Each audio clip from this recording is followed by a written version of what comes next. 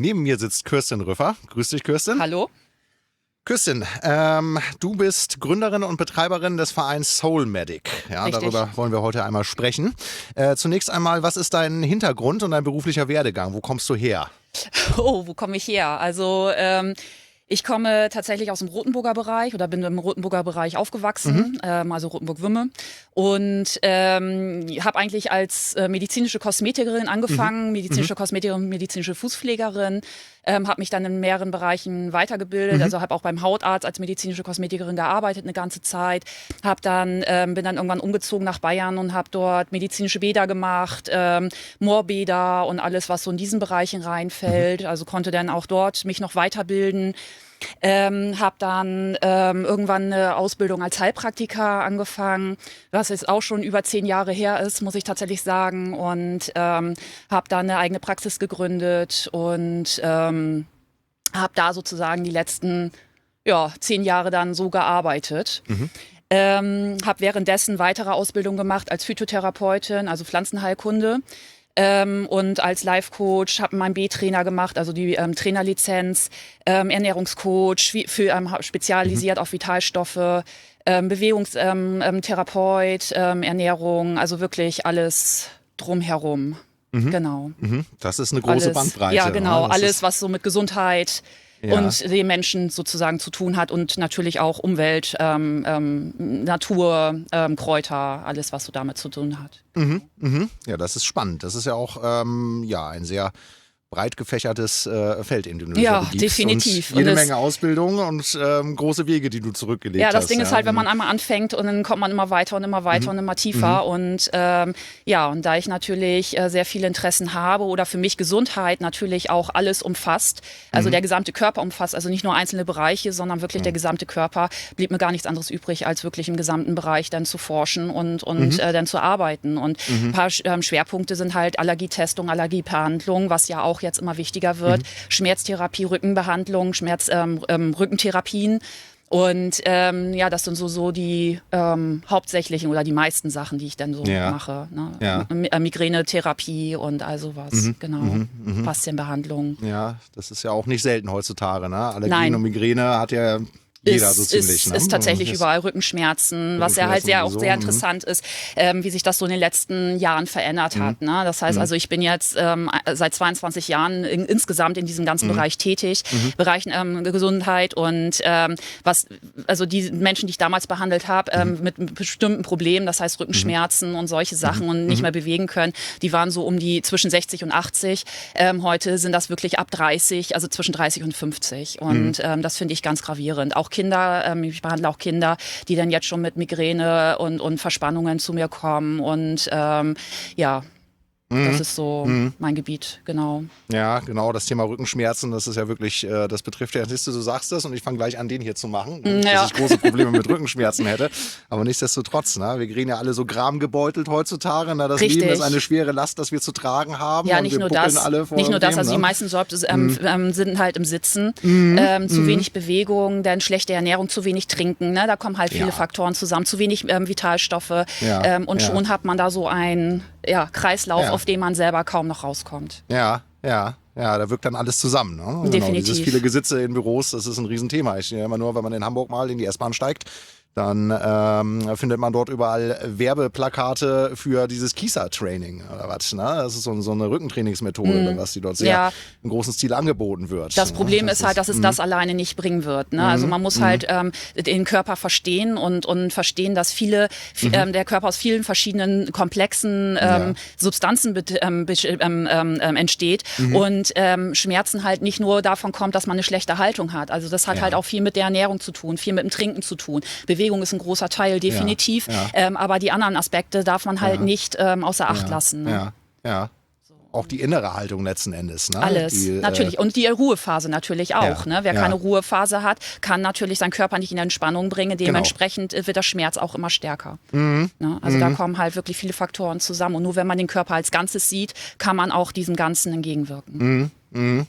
Verstehe. Naja, da gibt es ja etliche medizinische Angebote, also aller möglicher Provenienz, ja, ob das jetzt aus der Schulmedizin ist oder ob das im alternativen Bereich ist, aber die schauen immer nur einen Aspekt immer an. Immer nur einen, egal zu welchem Arzt man geht, der ist immer spezialisiert auf einen Bereich und hat halt quasi die Scheuklappen auf, ne, und guckt nicht nach links und rechts und was ist denn sonst noch. Und ich versuche halt bei mir, bei Somedic, alles zu vereinen und wirklich aus verschiedenen Ansätzen, aus verschiedenen Bereichen alles mit ranzuziehen. Also das heißt, zum einen sind es naturheilkundliche Behandlungen, die schon Jahrtausende alt sind. Zum Teil sind es aber Behandlungen aus der modernen Medizin, wie die Bioresonanz, wo wir halt mit Quantenphysik arbeiten. Ne? Also so vereinige ich halt das eine, also wirklich alte Medizin mit neuen medizinischen Sachen und habe wirklich sehr, sehr, sehr gute Behandlungserfolge. Ja, das ist diese ganze Bandbreite, das ist auch meistens ein guter Ansatz. Definitiv. Ne? Wenn man sich da breit aufstellt. Bioresonanz ist ja ein sehr interessantes Feld. Also definitiv. auch wenn man biophysikalisch interessiert ist vor allem, ist das schon sehr faszinierend. Es ist mega faszinierend. Ja, eine der schönsten Behandlungen, die ich je kennenlernen durfte. Und effektivsten Behandlungen auch. Ja, das glaube ich. Das ist, ich habe da schon einige begeisterte Stimmen gehört. So, ne? Ja, es gibt nichts Besseres tatsächlich. Ja. Kann man gar nicht anders sagen. Aber ich meine doch, das gibt es eigentlich an sich auch schon sehr lange, ne? Bioresonanz, oder weiß nicht, Mesmer oder was vielleicht? So, das war ja, der hat ja, meine ich, im 18. Jahrhundert diese Richtung schon eingeschlagen. Genau, also Bioresonanz ist schon uralt, die ursprüngliche Bioresonanz und wurde dann weiterentwickelt, sozusagen. Ne? Und die BICOM-Bioresonanz, also BICOM ist tatsächlich die erste Firma, die Bioresonanz richtig rausgebracht hat und die das auch entwickelt haben. Also der Dr. Morell damals, der hat die Bioresonanz entwickelt und das ist ja aus der Quantenphysik entstanden und die ersten Bioresonanzgeräte sind, wie gesagt, von Dr. Morell und der hat halt dann mit BICOM zusammengearbeitet. Ja, da gibt es dann auch verschiedene moderne Geräte, die da irgendwie so in Osteuropa entwickelt wurden von Leuten, die aus dem die so aus der Raumfahrttechnik herkamen. Oder das sind dann aber die Bodyscans, genau. Also das sind dann die Scans sozusagen, mit denen man den Körperscans durchführt. Das heißt also, die sind Analyseverfahren, die mittels Infrarot, die dann, wobei es gibt verschiedene Firmen. Ne? Also ich arbeite mit einem Gerät, das arbeitet mit Infrarottechnik und das geht auch rein mit Schwingungen. So wie die Bioresonanz ja auch mit Schwingungen arbeitet das auch mit rein Schwingungen. Und da ist es dann so, dass Frequenzen im Körper abgefragt werden und der Körper, also das heißt, man wird damit konfrontiert, mit Frequenzen konfrontiert und der Körper antwortet dann daraufhin. Und daraus entsteht dann sozusagen ein Statusbericht über den ganzen Körper. Und das wurde tatsächlich für die Raumfahrt entwickelt.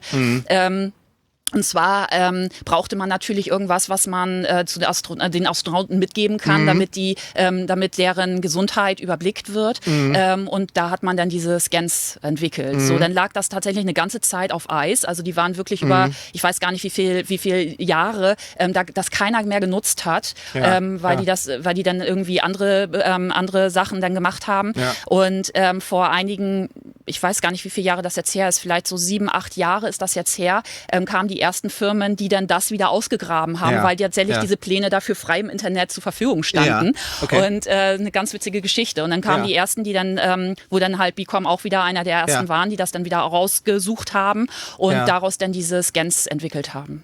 Genau. Ja, es ist sehr spannend technologisch. Also wenn man vielleicht auch aus der Nachrichtentechnik herkommt oder dergleichen, sollte einen das sofort elektrisieren. Also dieses Prinzip, dass ich eine Frequenz aussende und ich bekomme irgendeine Resonanz, ich bekomme irgendeine Antwort, ist für jemanden, der vielleicht Nachrichtentechnik-Ingenieur ist oder da anderweitig affin ist sofort einleuchtend. Es ist auch mega spannend. Also jedes Mal wieder. Also ich mache die Scans wirklich oft und es ist immer wieder faszinierend, was der dann auch alles findet. Ne? Also wir können damit wirklich alles abfragen von den Organen, über das Blut, über die Knochen, jeden einzelnen Bereich, jede Zelle. Wir können bis in die Mitochondrien reingucken, also die Betriebszellen des Körpers. Und das macht es einfach unglaublich spannend. Das heißt, also ich kann dann sehen, wie arbeitet das einzelne Organ oder die einzelne Zelle, in welcher Funktion ist es, arbeitet es zu stark, arbeitet es zu schwach, wo sind die Probleme, womit hängt das zusammen? Also das ist es dann auch. Das heißt, also ich kann dann sogar auch sehen, okay, warum ist dieses Problem überhaupt entstanden und was auch ganz spannend ist, man kann Dinge sehen, die noch gar nicht wirklich da sind. Das heißt also, das ist halt auch der Unterschied zwischen Schulmedizin und jetzt der naturheilkundlichen Medizin. Das heißt, in der Schulmedizin machst du Untersuchungen, ja, Blutuntersuchungen zum Beispiel oder Röntgenuntersuchungen oder Ultraschall und du hast nur das, wenn du wirklich irgendwie, wenn schon wirklich eine Krankheit da ist. Das heißt, das Blut verändert sich auch erst dann, wenn wirklich schon das Kind in den Brunnen gesprungen ist oder gefallen ist und wenn wirklich schon der Körper krank ist. Genauso ist es halt, wenn du halt beim Schallen oder beim Röntgen oder sonst irgendwas siehst. Das siehst du halt auch erst, wenn wirklich schon Not am Mann ist. So, und wenn du dann diese Scans regelmäßig machst, also den Körper mal aufgeräumt hast und regelmäßig machst, das heißt, der zeigt dir, also der nimmt Schwingungen auf. Das was bedeutet, dass schon auch jede kleinste Veränderung jeder Zelle aufgenommen werden kann und gesehen wird. Also die wird wahrgenommen, ja, die Frequenzen. So, und dann zeigt er schon auf, hey, du, wenn du genauso weitermachst wie jetzt, ja, ich habe hier schon Frequenzen gefunden, dann entsteht XY. Ja. So, und so hat man natürlich die Chance, auch schon vorzeitig echt viel zu tun. Ne? Also echt viel machen zu können auch vor allem, ne? Also gegenzuwirken. Und das empfinde ich einfach als mega spannend, weil ich sehe es halt auch als Gesundheitsvorsorge. Ne?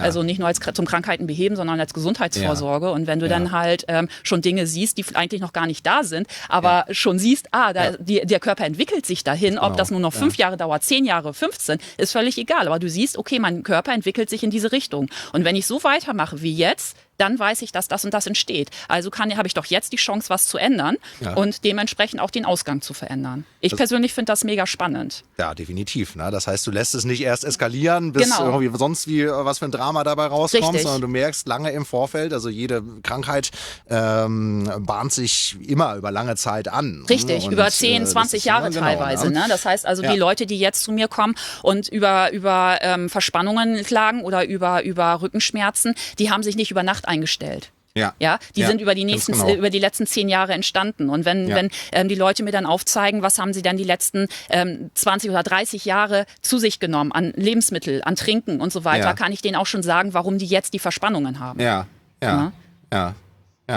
Und das kann man aber alles ändern. Also das heißt nicht, dass wenn man jetzt mit 30 oder 40 oder 50 Probleme hat, auch noch nicht mit 60 Probleme hat, heißt das nicht, dass man mit 70 oder 80 die immer noch haben muss. Genau. Ne? Das heißt also, der Körper hat immer, das ist also das Faszinierende an dem Körper, also ich kann da gar nicht aufhören von zu reden, weil das wirklich so spannend ist. Das heißt, der Körper hat immer die Möglichkeit, sich selber wieder zu regenerieren und zu reparieren. Er braucht halt die richtigen Betriebsstoffe. Das ist es halt. Ne? Na, unser Körper ist eine total tolle Maschine und die ganzen feinen Rädchen, die da ineinander flechten, das ist total faszinierend. Aber er braucht halt bestimmte Betriebsstoffe. Und wenn diese Betriebsstoffe da sind, dann kann er sich von allem befreien. Ja. Und das ist es, aber das sollten wir vielleicht noch ein bisschen deutlicher herausstellen für unsere Zuschauer, weil das haben viele, also gerade im westlichen Kulturbereich, überhaupt gar nicht auf dem Schirm, dass sich ein Organismus zu jedem Zeitpunkt selber wieder regenerieren kann. Und genau das ist das Problem. Spät, ne? Genau, da arbeite ich ja jeden Tag dran, quasi meinen Mitgliedern, früheren Patienten, das so zu verklickern oder zu erzählen auch, dass alles möglich ist. Und dann werde ich immer mit großen Augen angeguckt. Genau, ne? Und wenn ich dann erzähle, ja okay, der erste Schritt ist einfach trinken. Ja, es ist so einfach. Es ist wirklich so einfach. Ist wirklich so, ne? So, und allein, was die Leute mir dann schon erzählen, wenn sie allein nur das Trinken umändern, was dann passiert. Oder so gewisse Kleinigkeiten, wenn ich sage, okay, dann nimm doch jetzt nochmal Kollagen dazu und nimm vielleicht nochmal Vitamin C dazu. Ne, das ist für dein Bindegewebe und für alle Organe, dann kannst du schon reparieren. Und wenn die dann nach 2, 3 Wochen wiederkommen und sagen, oh wow, ich habe jetzt das und das gemerkt, ich habe jetzt da keine Schmerzen mehr oder hier mein Knie tut nicht mehr weh oder da ist plötzlich was nicht mehr oder ich habe keine Kopfschmerzen mehr, das ist doch toll. Und das sind nur ganz kleine Veränderungen, die wirklich nicht viel Geld kosten. Ja. Das ist nicht irgendein großes, dass du eine Operation machst oder irgendwelche Chemikalien gibst, die dann irgendwelche Nebenwirkungen haben, die dann auch wieder zu unerwünschten Funktionsweisen des Organismus führen würden. Ne? Das ist eben das sind ganz Tolle. Einfache kleine Schritte. Ganz kleine, einfache Schritte. Mit denen man ganz große Bewegungen aber letzten Endes bewirken kann. Ne? Und dadurch, dass du so weit im Vorfeld auch schauen kannst, ist es ja eben einfaches Naturprinzip, Hebelgesetz. Ne? Je früher ich ansetze in dem Prozess, umso mehr kann ich erreichen mit wenig Aufwand. Ne? Und du brauchst manchmal nur wirklich an ganz kleinen Schrauben drehen und schon verändert sich eine ganze Menge. Ne? Genau, ne? Also das gibt ja auch dieser Spruch, so wie du bist, ist die Welt. Oder was du rausgibst, kommt zu dir zurück. Also es hat ja auch alles damit zu tun. Das sind ja auch alles Frequenzen und jede Frequenz, die ich aussende, kommt wieder irgendwie zurück. Und wenn ich in meinen Körper was reingebe, kommt das auch wieder zurück. Ganz ne? genau. Und so wie ich mich halt ernähre, das heißt, wenn ich natürlich jetzt 20 Jahre lang nur von Schokolade gelebt habe oder von Chips und Pommes und habe nur Cola getrunken, dann brauche ich mich nicht wundern, dass es mit 40 nicht mehr ganz so gut geht. Es fehlen halt Nährstoffe. Der Körper kann das, ja. Der Körper kann wirklich 80 Jahre alt werden. Wir sehen das jeden Tag. Guckt euch draußen um, ja. Wir sehen das jeden Tag. Der Körper kann 80 werden und kann noch existieren. Ja. So, aber ich lasse immer mal nachfragen oder ich frage immer mal nach, ja, aber wie willst du denn sein, wenn du 80 bist? Genau, willst du am Rollator gehen, irgendwie, wenn überhaupt noch, falls du überhaupt noch laufen willst du kannst, im Bett liegen und täglich umgedreht werden, damit du dich nicht wund liegst. Ne, oder willst du Schmerzen haben und so weiter oder weiter. Oder willst du fit und vital werden. Ja. Ne? Also ich habe irgendwann mal mein Ziel gesetzt, ich will 117 Jahre alt werden und will fit und vital sein bis zum Ende. So, genau. Ne? Und dann darf das auch einfach vorbei sein. Also dann ist auch einfach Cut. Genau. So, ne? Und ich habe da keinen Bock auf Leiden oder 20 Jahre Schmerzen haben oder sonstiges. Also ich meine, wer hat das? Ne? Ja. Aber die Leute tun sich das freiwillig an. Genau.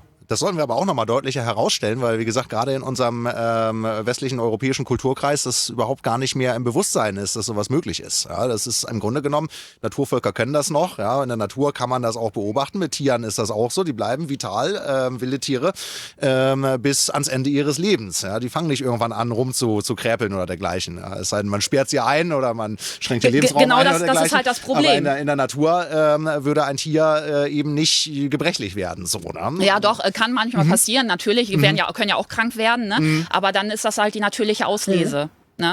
Also das kommt ja dann auch noch dazu. Das ist ja hier jetzt, oder bei uns Menschen ja ein bisschen anders. Also es wird ja jedes Lebewesen oder jeder Mensch quasi ja künstlich verlängert, ob das ein Leben nun noch lebenswert ist oder nicht. Das ist es halt. So, ne? Und ich möchte aber lieber, ich möchte lieber anders leben. Ich möchte lieber fit und vital sein, mein Leben selbst in die Hand nehmen, anstatt da mich mit 70 irgendwie in ein Altersheim zurückziehen zu müssen und einfach nur noch vom Fernseher vergammeln. Ne? Das ist es halt. Also das ist irgendwie nicht so das, was ich mir so unter Leben vorstelle. Sehr, und sehr jeder, der halt das auch so sieht, ist natürlich herzlich willkommen und ich zeige ihm, wie es geht. Ne? Definitiv. Ne? Aber das ist von sehr entscheidender Bedeutung, weil hier in Europa halt das Vorstellungsvermögen dafür ja schon im Allgemeinen mangelt. Ne? Obwohl das ja durchaus, man kann das ja auf Dörfern noch sehen, ja, es gibt alte Leute, die sind über 80, über 90, es gibt ja auch, kann man im Internet nachrecherchieren, alte Leute über 90, die noch Marathon laufen und so. Du, ne? ich habe jetzt in einer Fasziengruppe, also ich mache ja auch Fasziengruppen, also Faszienbehandlungen, habe ein paar Gruppen,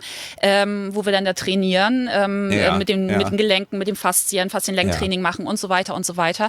Und meine älteste Dame jetzt, die ist 87. Ja, und die macht mit. Also, ne, also kann nicht vielleicht jede ganze Übung mal ganz mitmachen, aber sie ist echt mit ordentlich am Rumtouren. Ne? Und das finde ich schon toll. Ja. Und da kann man sich dann auch immer noch mal ein Beispiel nehmen. Ne? Ganz genau. Ne? Also diese Möglichkeiten dann auch zu sehen. Ich weiß nicht, den wirst du vielleicht kennen hier. Es gab in der Schweiz einen, der ist auch noch aktiv, meine ich, einen Hörtherapeuten. Der heißt Anton Stücki. Und der hat eine Trainingsmethode entwickelt, mit der Schwerhörige das Hören wieder lernen können. Das ist an sich auch nicht schwierig. Es ist physikalisch auch völlig klar, warum das geht. Also da ist nichts Abwegiges dran, das ist kein Hokuspokus. Und das Problem ist ja halt, wenn jemand schwerhörig ist, dann will er irgendwas nicht hören. Ja, das wäre oftmals psychosomatisch sehr leicht einzusehen. Und das Physische folgt dann eben, wenn ich mein Gehör nicht richtig benutze und mich dann vielleicht eben noch so ernähre, dass ich mein Gehör dann auch noch sabotiere oder mich in Umgebungen bewege, in denen mein Gehör nicht angemessen herausgefordert wird oder auch überfordert wird in bestimmten Bereichen, tut sich dann der Rest. Das Problem ist, dass wir das Hören verlernen. Ja? Definitiv. Weil das Hören an sich, das menschliche Ohr ist, was die Dynamik angeht, übertrifft das alle technischen Apparate, Mikrofone und dergleichen, die es gibt und jemals geben wird. Die Augen und ja auch, ne? Selbst wenn es physisch beschädigt ist, ist immer noch genug Dynamik vorhanden, um das Hören wieder zu lernen. Und der Stücki, der ist eben auch rumgelaufen, hat es auch so älteren, sturen Leuten beigebracht zum Teil. Ne? Und die waren dann ganz begeistert. Ich habe lange Zeit versucht, das meinem Opa, der auch immer nicht hören wollte, das auch mal nahezulegen. Und dann kam immer der Spruch, ach Alex, in dem Alter lerne ich das nicht mehr. Nee, hör mal auf hier. Ne? Und dann gab es aber Tage, wo ich vom Weiten flüstern konnte und er hat mich dann doch gehört. Ich sag, siehst du, Opa, also irgendwie ein bisschen Potenzial ist da ja noch. Ne? Also an sich, ja, ne? Das ist auf jeden Fall sehr Ja, aber das kannst du hilfreich, ja wenn mit du allen Hoffnungs- anderen Krankheiten Ja. auch. Ne? Also Ja. ich könnte dir das 1000 Stories erzählen. Ja, Also überall, ich habe ne? zum Beispiel einen Patient, der ist zu mir gekommen, da haben die Ärzte aufgegeben, also der konnte nicht mehr richtig laufen. Ja, also Ja. er ist zu mir gekommen, hat Spezialschuhe getragen, weil er immer also er konnte seinen Fuß nicht stabilisieren Ja. und ist immer weggeknickt, hat Ja. deswegen Spezialschuhe tragen müssen und Ja. ist immer am Stock auch gekommen, damit er nicht wegknickt. Und wie gesagt, die Ärzte haben halt gesagt, da kann man nichts mehr machen und das ist jetzt so. Ja. Und der hat halt von mir gehört, ist zu mir gekommen und ich kann dir tatsächlich, das ist jetzt schon ein bisschen her, also ich kann jetzt wirklich nicht genau sagen, wie viel Behandlung wir gebraucht hatten, aber roundabout 7 bis 12 Bioresonanzen haben wir gemacht. Wir hatten erstmal mit dem Scan herausgefunden, woran es liegt. Ja, das heißt also, ich habe die Ursache dann gefunden, warum das so ist, wie es ist. Und das haben wir dann therapiert. So und nach 7 bis 8, also nach circa 3 Monaten ist der ohne Stock und ohne Spezialschuhe aus der Praxis raus. Ne? Ja. Also es gibt alles, also es ist wirklich alles möglich. Ja. So, ne? Und ich habe auch eine eigene Story tatsächlich auch gehabt. Ich habe eine ganz schlimme Entzündung gehabt in meiner Schilddrüse. Laut Ärzten würde sich die Schilddrüse auflösen. Ich könne ohne Schilddrüsenmedikamente nie wieder leben. Und ich müsste jetzt Hammermedikamente nehmen und das würde sowieso ein Prozess sein, der ewig dauert. So, und ich hatte mich dann auch im Forum mal umgeguckt, ne? Und habe dann auch einige gesehen, die dann nach 3 Jahren auch immer noch Schmerzen haben, nach 4 Jahren immer noch Schmerzen haben und irgendwie ihr Leben überhaupt gar nicht mehr in den Griff gekriegt haben. So. Weil Schilddrüse ist nun mal auch ein Organ, das brauchen wir. Ohne Schilddrüsenhormone können wir einfach nicht existieren. Ja. So. Und nun stand für mich einfach klar, okay, sie hat mir dann Cortison verschrieben und alles Mögliche. Ich habe das dann ausgetestet, habe gesagt, okay, das nimmst du alles nicht. Bin dann tatsächlich zu meiner Ärztin gegangen und habe gesagt, so, ich brauche erstmal das und das und das. Also habe ihr quasi erzählt, was ich jetzt einnehmen möchte. Dann wollte sie mich fast rausschmeißen, weil sie gesagt hat, also das geht hier schon mal gar nicht. Nach vielen hin und her hat sie sich dann drauf eingelassen und hat mir dann doch das Medikament verschrieben, aber wollte dann trotzdem noch auf die Blutergebnisse warten. Die haben sich dann bestätigt. Das heißt, sogar auch meine Einnahmeempfehlung, die ich vorher ausgetestet hat genau das ergeben, was die Blutergebnisse dann rausgefunden haben. Und dann habe ich selber in der Hand genommen. Also habe selber bei mir Akupunktur gemacht, habe mit Schüssler-Salzen gearbeitet und mit Bioresonanz natürlich. Habe fast täglich Bioresonanzen dann gemacht gehabt und habe nach einem Monat wieder Sport gemacht. Ja. So einfach kann es sein. Ich war nach 3 Tagen schmerzfrei und nach einem Monat habe ich wieder angefangen, leicht Sport zu machen. Ja. Ne? Ja. Und meine Schilddrüse hat sich nicht abgebaut, ganz im Gegenteil, ich brauche keine Medikamente mehr und gar nichts. Ja. Ne? Und das schon nach 3 Monaten. Also nach 3 Monaten habe ich alles komplett dann abgesetzt und bin dann seitdem komplett frei. Aber man muss sich halt auch mit der Thematik dann befassen. Ich habe dann natürlich auch herausgefunden, warum sich das so entzündet hat. Also Schilddrüse hat halt immer mit einem selber auch zu tun. Das heißt, mit Selbstliebe, Selbstannehmen. Ne? Und da war natürlich, zu der Zeit habe ich ich will fast sagen, 14 Stunden, 15 Stunden am Tag gearbeitet, rund um die Uhr. Und habe dann gemerkt, okay, du musst jetzt was ändern. So, ne? Daraufhin bin ich halt krank geworden. So. Und dann muss man halt auch zusehen, dass man was geändert kriegt. Ja. Ne? Aber nur so 1, 2 Beispiele einfach mal, damit man sieht, so was dann überhaupt möglich ist. Genau, ne? ne? Und Genau. hätte ich mich jetzt so behandelt, wie die Ärztin das gewollt hätte, dann wäre ich bestimmt bis heute immer noch nicht gesund. Ganz sicher sogar. Bestimmt eingeschränkt, Medikamenten-Junkie, ne? Definitiv. Also die Schilddrüsenhormone hätte ich dann immer nehmen müssen, davon wäre ich nicht mehr weggekommen. Ja. Ne? Das ist ja der Stand. Das In ist der es ja, Regel. ne? Also Ja. die Ärzte sind ja nicht darauf fixiert, die Leute wieder von den Medikamenten wegzukriegen, sondern in der Regel ist es denen dann ja auch egal. Ne? Ja. Du kriegst die Medikamente einmal verschrieben, dann kriegst du das immer nachverschrieben. Meistens wird das noch nicht mal mehr Ganz genau. nachgetestet, Wird nicht ob das überhaupt noch nachgetestet, genau. notwendig ist. Also wie oft habe ich Leute, wo ich die Medikation nachtesten muss und nachchecken muss, weil ich dann herausfinde, die sind völlig falsch eingestellt. Ja. Ne? Ja. Also das Stimmt, ne? ist, das erlebe ich nicht nur einmal, zweimal, sondern das ist wirklich fast immer. Selten, ne? Und mit Ja. Fehldiagnosen, Ja. brauchen wir gar nicht drüber sprechen, also wie viele Menschen ich schon mit Fehldiagnosen hatte. Ne? Also ich hatte mal eine Patientin, die wollte zu dem ersten Termin eigentlich gar nicht kommen, weil die nicht aus dem Bett rausgekommen ist. Also Schmerzen. Der Arzt hat ihr eine Gürtelrose im Gesicht diagnostiziert gehabt. So, und man hat ihr dann empfohlen, dann trotzdem zu kommen und man hat sie dann zu mir gebracht und so weiter. Und wir haben dann einen Scan gemacht erstmal und herausgefunden, dass sie gar keine Gürtelrose hat. So, sie hat dann zwischendurch Hammermedikamente bekommen. Und die war natürlich auf eine Gürtelrose abgezielt. Dementsprechend waren das natürlich eine völlig falsche Medikation.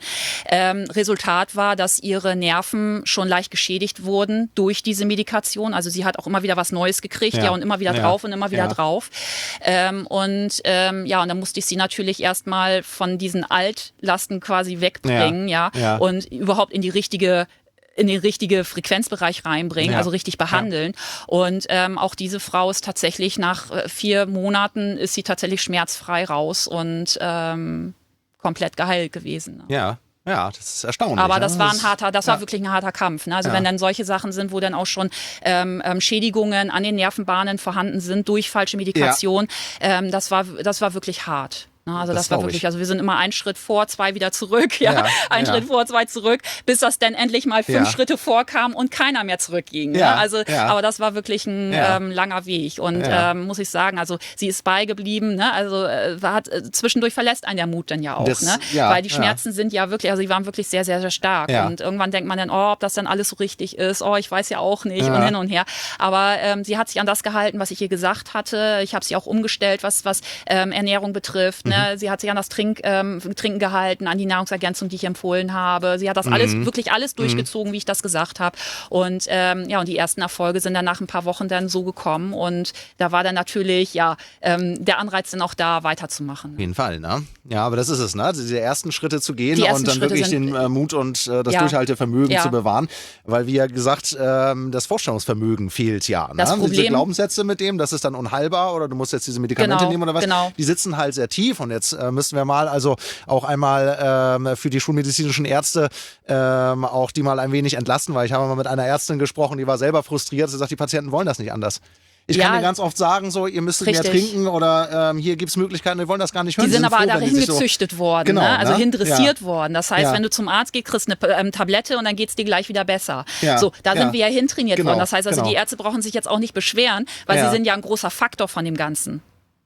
Ja, es ist ja auch ein Geschäft. Der Patient kommt dann wieder. Richtig. Also nicht, dass es bewusst jetzt irgendwie so geplant wird als irgendwie als eine Marketingkampagne oder was, aber es ist ein Würde Patient, ich nicht jedem der wiederkommt. unterstellen, aber einige mit Sicherheit. Ne? Einige vielleicht. Gerade so, wenn wir an die letzten 3 Jahre denken. Ja, wenn man bedenkt eben auch eine Arztpraxis, die zu betreiben und die Kosten zu decken, vielleicht das Gerät abzuzahlen, was man da hat. Ne? Und dann hat man vielleicht noch sonstige Kosten, vielleicht will man dann seiner Frau auch mal einen neuen Sportwagen kaufen und dergleichen. Ne?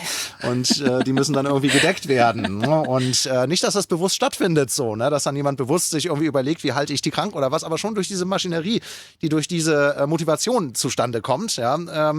Das eine ergibt das andere. Alles im Kreis, ne? Das eine ergibt das andere. Und ich denke, vielen Ärzten ist es vielleicht auch gar nicht bewusst. Also ich will auch niemanden irgendwie nicht alle über einen Kamm scheren. Ne?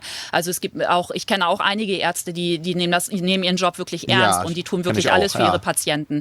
So, ne? Und die würden auch jetzt rauskommen, wenn man da die privat oder wenn man die direkt anruft und sagt, mir geht's jetzt so schlecht, die würden auch rauskommen und so, ich bin jetzt da. Ne? Also solche gibt's wirklich noch. Leider ist das wirklich die Minderheit. Die Ausnahme heutzutage. Ne? Das ist ja auch, wenn ich das von befreundeten Ärzten höre, wie in Krankenhäusern zum Beispiel gearbeitet wird, dass Patienten gar nicht mehr angeschaut werden.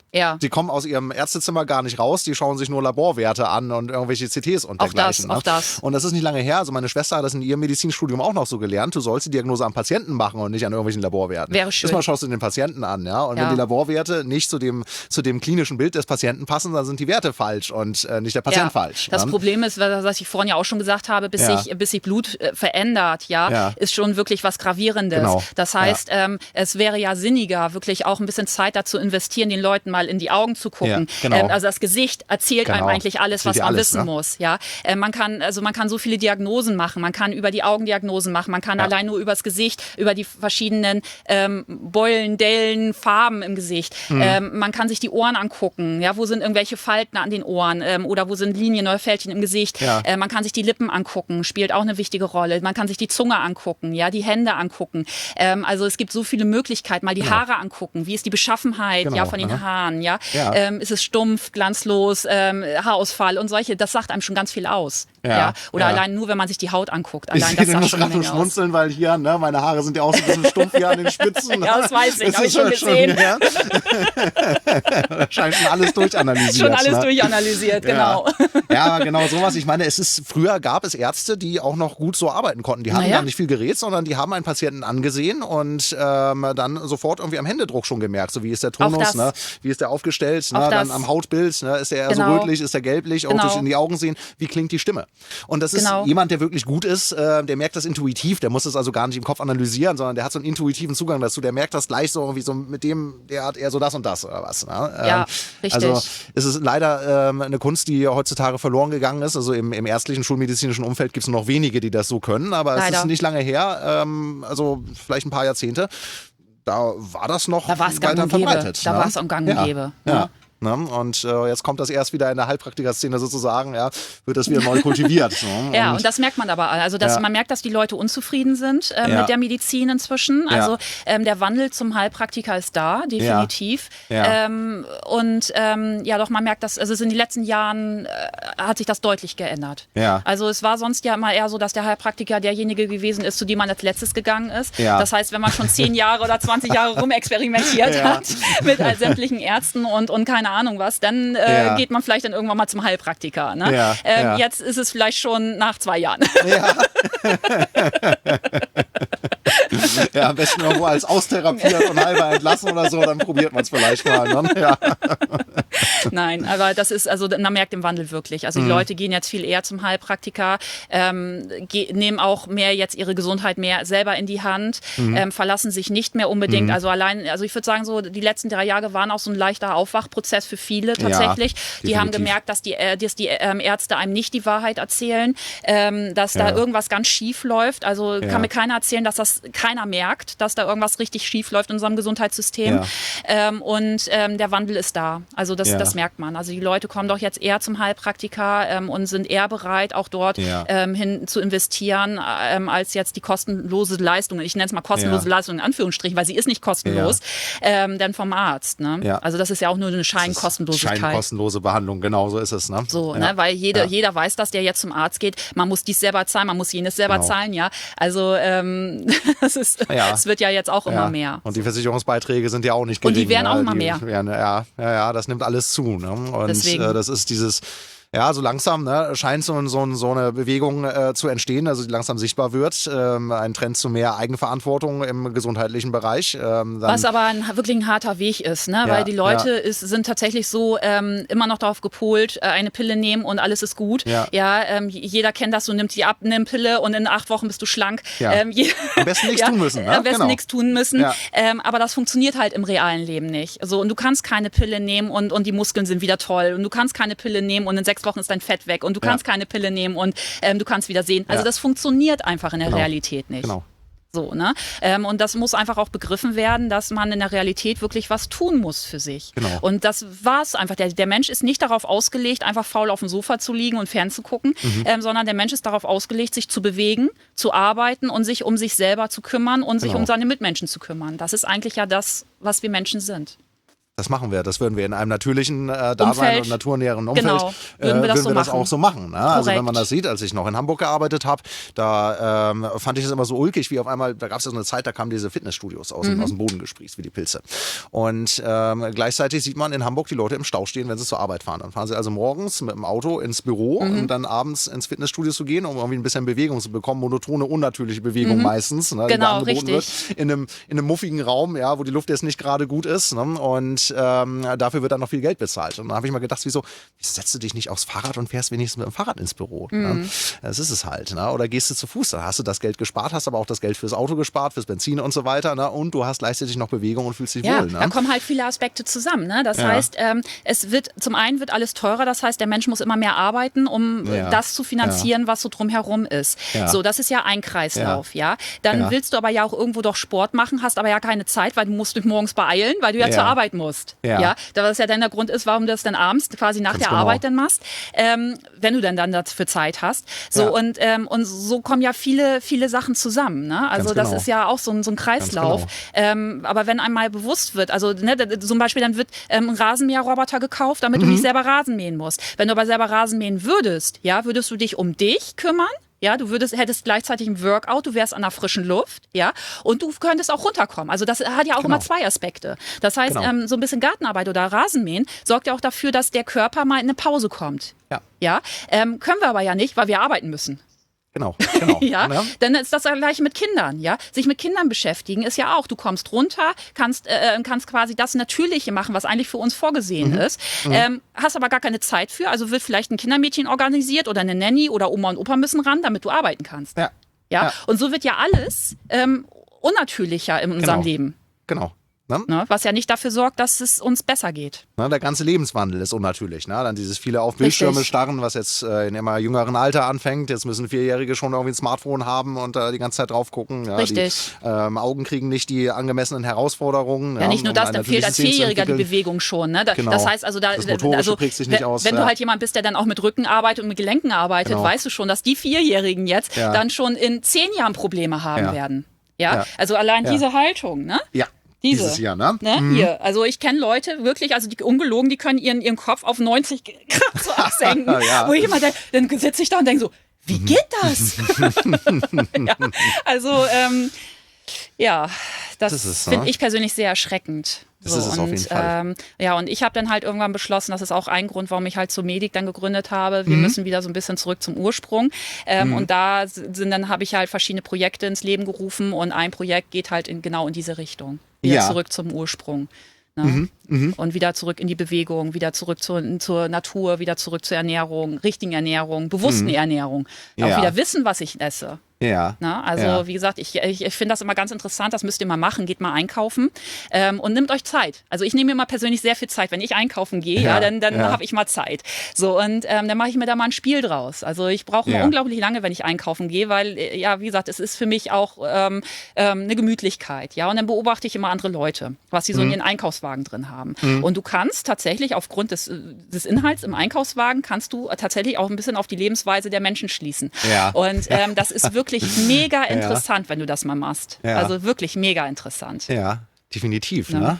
Ja, zeig mir, was du kaufst und ich sag dir, wer du bist. Ne? Ja. Richtig, tatsächlich so. Und das müsst ihr mal machen. Also einfach wirklich mal gucken, was kaufen die Leute so ein? Was ist in meinem eigenen Einkaufswagen überhaupt? Ja. Gucke ich mir vielleicht mal an, was hinten auf den Lebensmitteln steht. Oder nicht. Oder packe ich einfach nur alles rein und glaub alles, was draufsteht. Ne? Also es gibt ja jetzt hier diese tolle Ampel, diese tolle Ernährungsampel. Kennt ihr wahrscheinlich. Eigentlich war das ja dafür geplant, zu zeigen, aha, dieses Lebensmittel ist gesund oder dieses Lebensmittel ist nicht gesund. Aber das ist es ja gar nicht. Ne?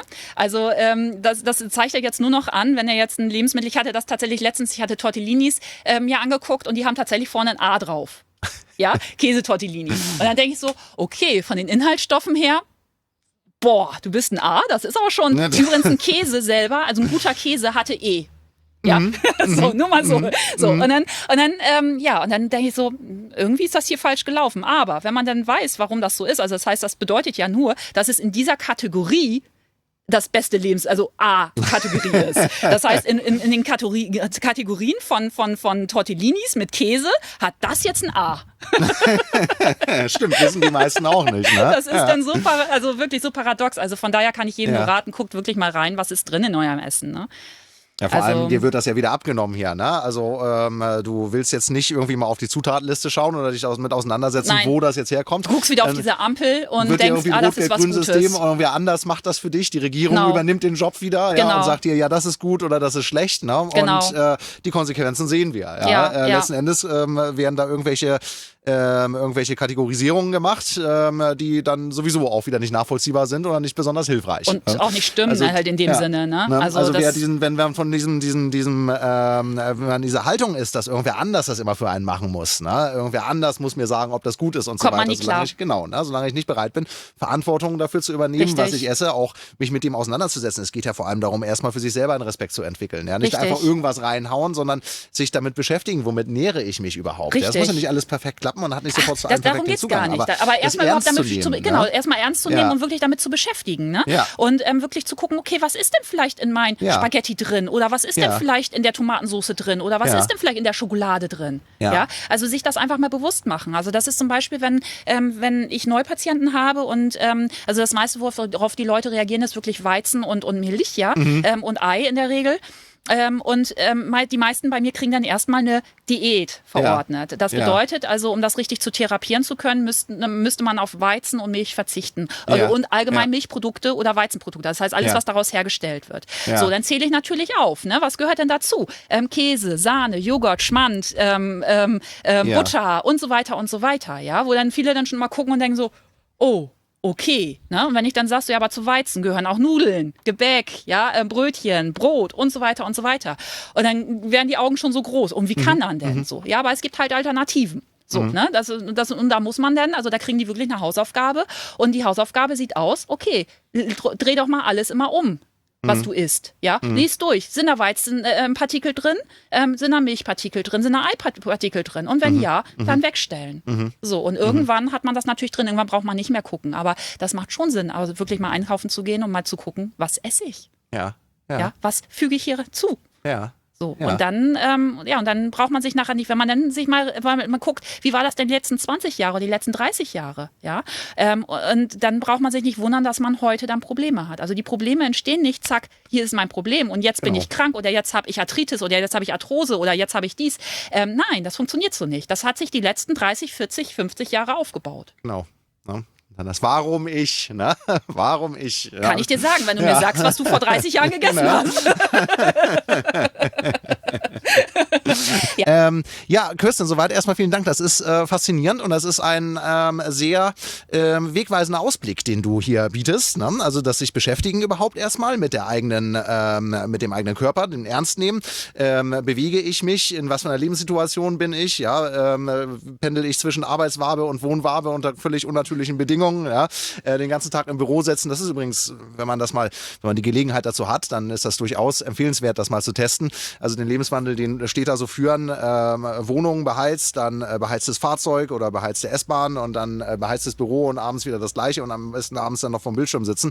Wenn ich mal eine Woche lang anders lebe, das reicht schon, vielleicht mal mit dem Fahrrad fahre jeden Tag. So, das mache ich mal für 1-2 Wochen und dann steige ich mal wieder auf den alten Lebenswandel um, testweise. Dann werde ich den Kontrast sehen. Das wirst du auf jeden Fall merken. Das wirst du auf jeden Fall merken. Und allein schon, wenn du von ich sage jetzt mal maximal 1 Liter am Tag Wasser plötzlich auf 3 Liter wechselst, auch das wirst du merken, wenn du das mal 2-3 Wochen durchgezogen hast. Ja, ne? Also definitiv. auch das wirst du merken. Ja. So, und so sind wirklich, das ist das, was ich vorhin schon gesagt habe, wenn du nur einen kleinen Schrauben mal drehst, kannst du Großes bewirken. Definitiv. Ne? Das sind die kleinen Schrauben und das sind die kleinen Signale, die kommen, lange bevor das Kind in den Brunnen gefallen ist. Definitiv. Ne? Und